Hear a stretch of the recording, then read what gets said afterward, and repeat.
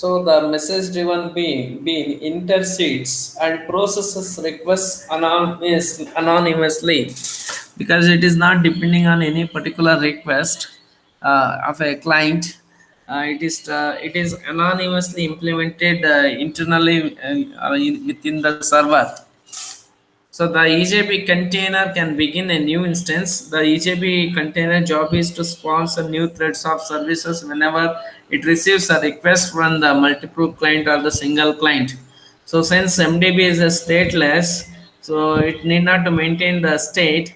So in that case, every new instance which was the instance which was previously given service to the client request may be the same or may not be the same instance pool instance. It may provide the service to the client request. The EJB container handles the responsibility for creating and removing the MDB. So the already we have seen several times about the EJB container.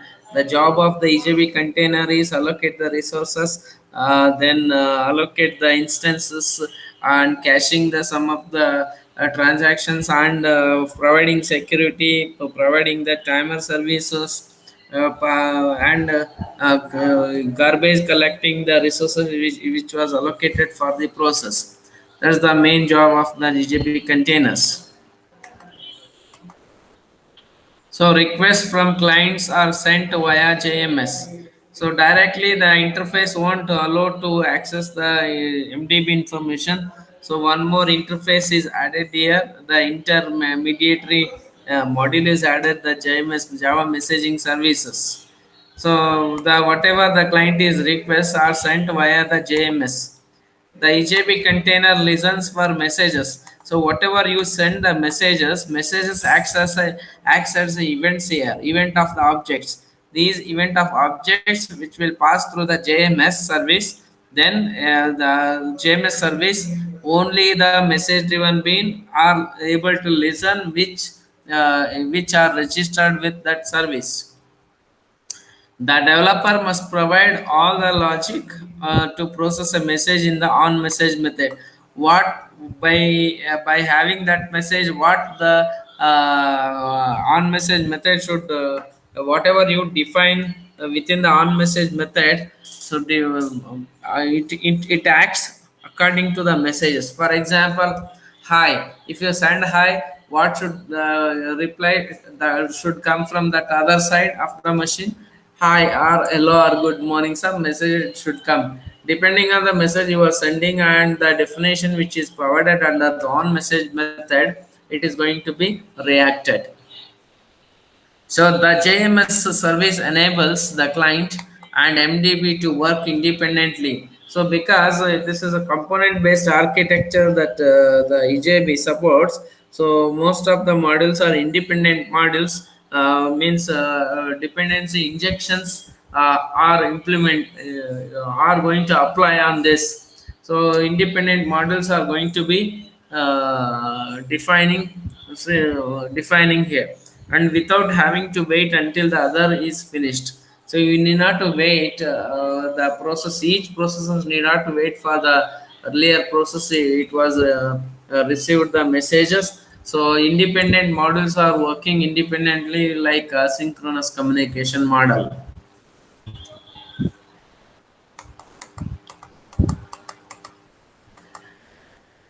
So then the MDB processes a client request by using business methods.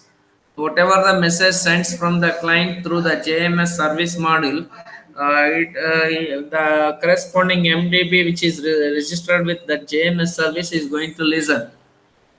Based on the service requested through the messages, the corresponding processes it will happen under the MDB. An advantage of using MDB is that the EJB container does most of the work. So EJB container will do most of the work on behalf of the server.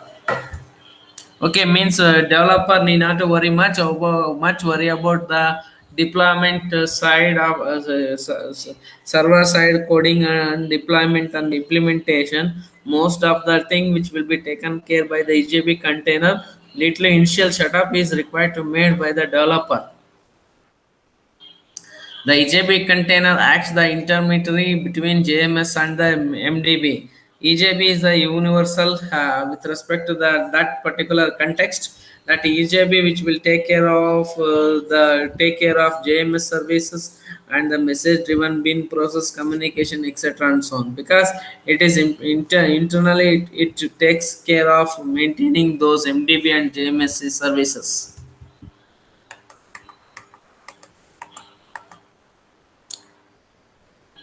The EJB container makes a connection. This is just explanation here how exactly it works.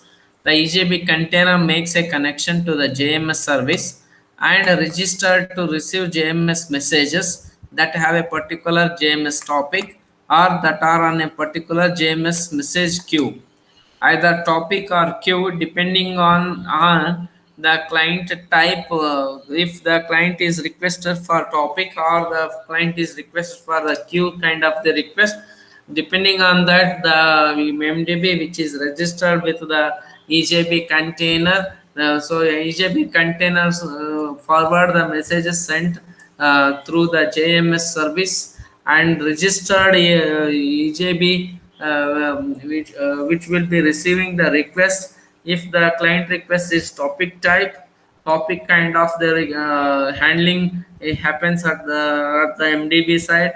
If it is a queue type, queue kind of the request happening at the MDB side. There are two EJB creates depending on the queue or the topic. It is going to create the two objects of the type topic subscriber and queue receiver object. Topic subscriber and queue topic subscriber object or queue receiver object, depending on how JMS messages are handled by the JMS server.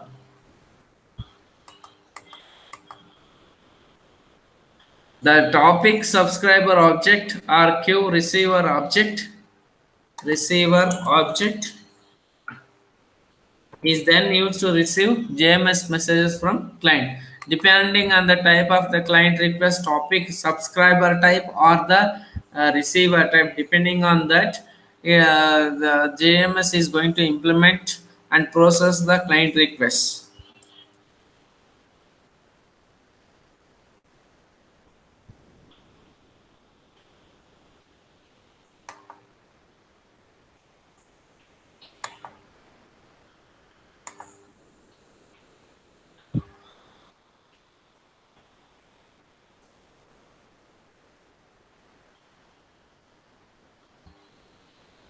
Okay.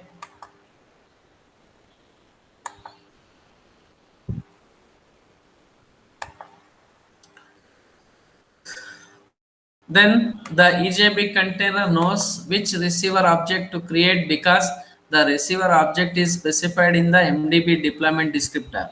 In the deployment descriptor, all these configuration initialization and setups happen.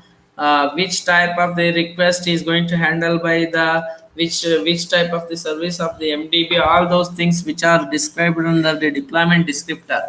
So web.xml was there for servlet code. Similarly, for EJB deployment descriptor, there is a EJB jar file is there. In that EJB jar file, these the environmental setup which will happen taken care by the developer for the implementation of the EJB application. The EJB container also registered the message listener. You need to listen if you are registering with the events only, you are able to listen and you are able to respond for the messages. In the same way, the EJB container also registered the message listener and sets the message acknowledge mode to respond to the JMS server when a JMS message is received by the EJB container. So all which is internally happens with the ignorance of the developers. Note, all this occurs behind the scenes without the MDB developer needing to write additional code in the MDB. So MDB, which way, so developer is need not to worry about all the internal implementation that will be taken care by the EJB container.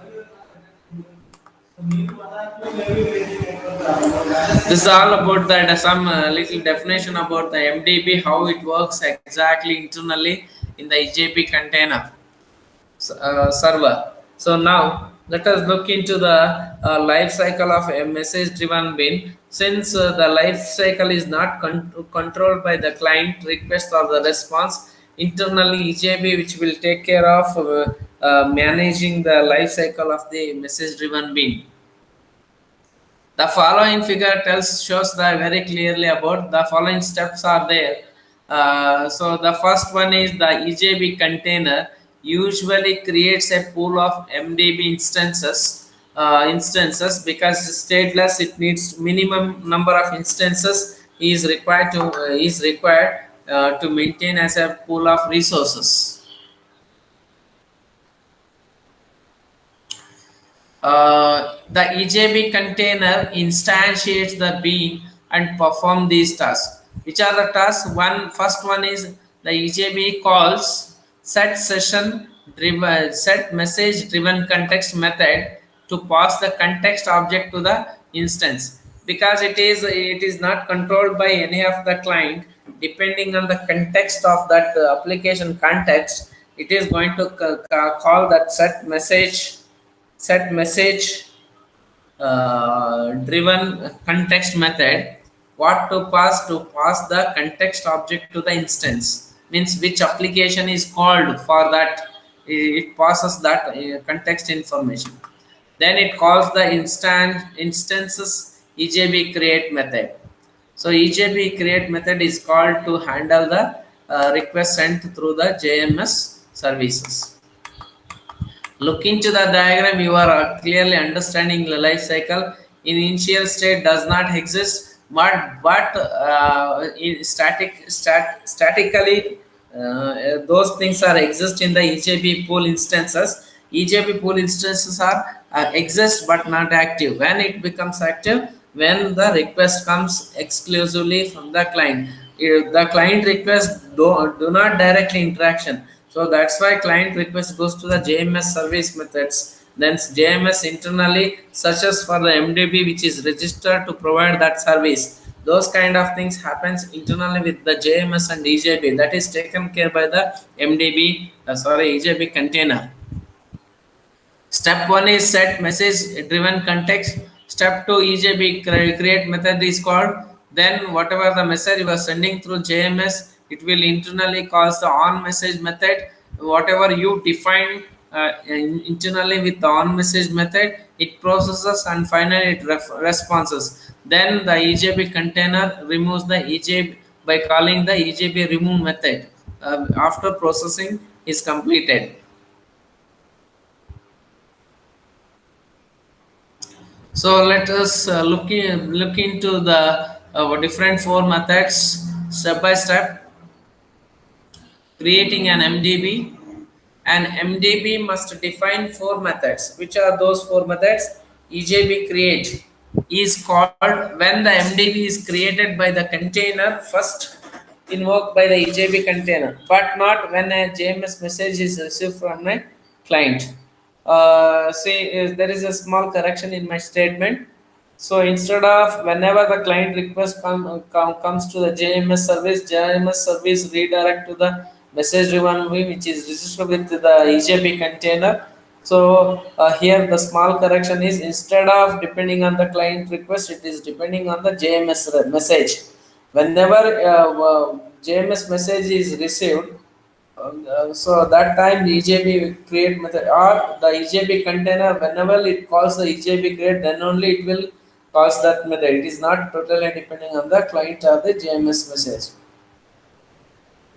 EJB remove is called the EJB container when the container terminates the instance of the MDB.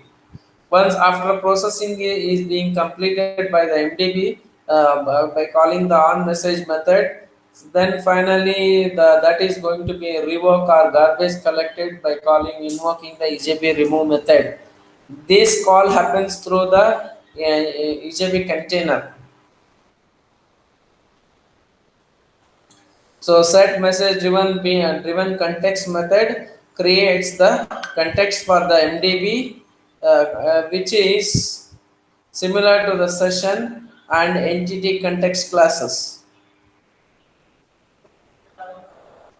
Finally, on message method is called each time the HAB container receives a JMS message from the client. Once the platform is ready, you are ready to provide the service. In the same way, the once the EJB create method is called and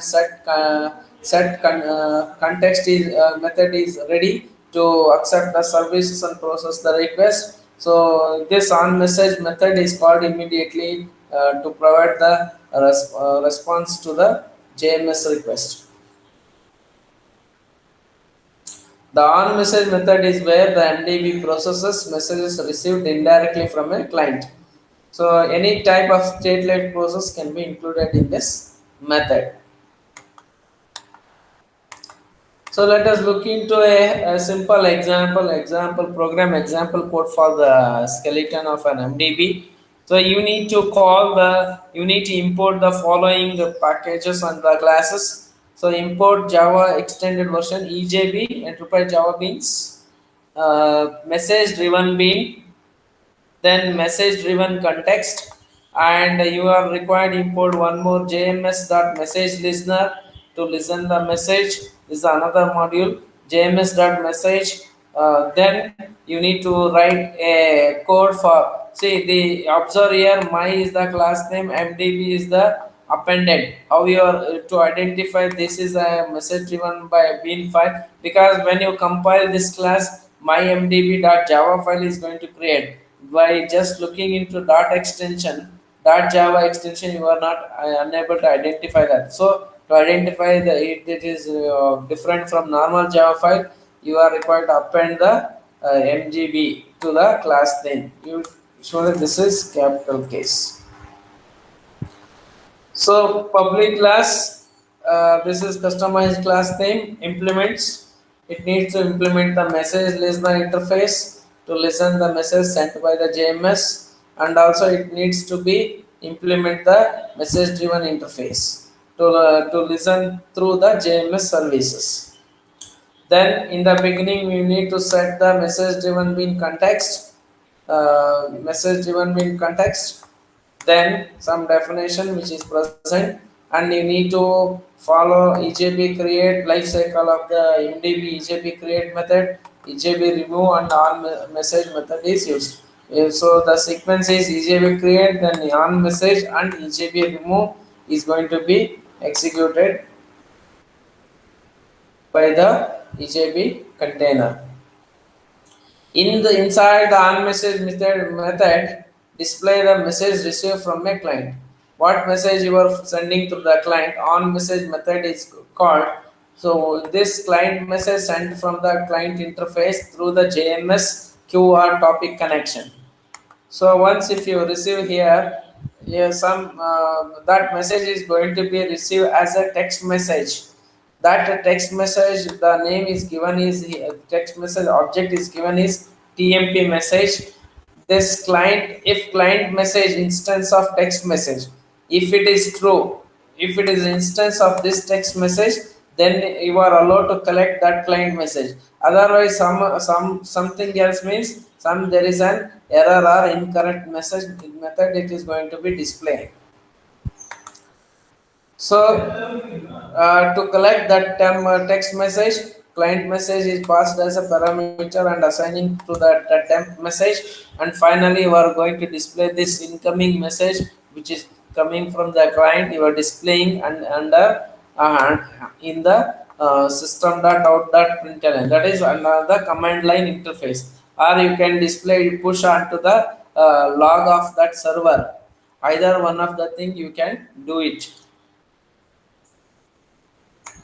We have seen these kind of coding in your program number 12 and 13.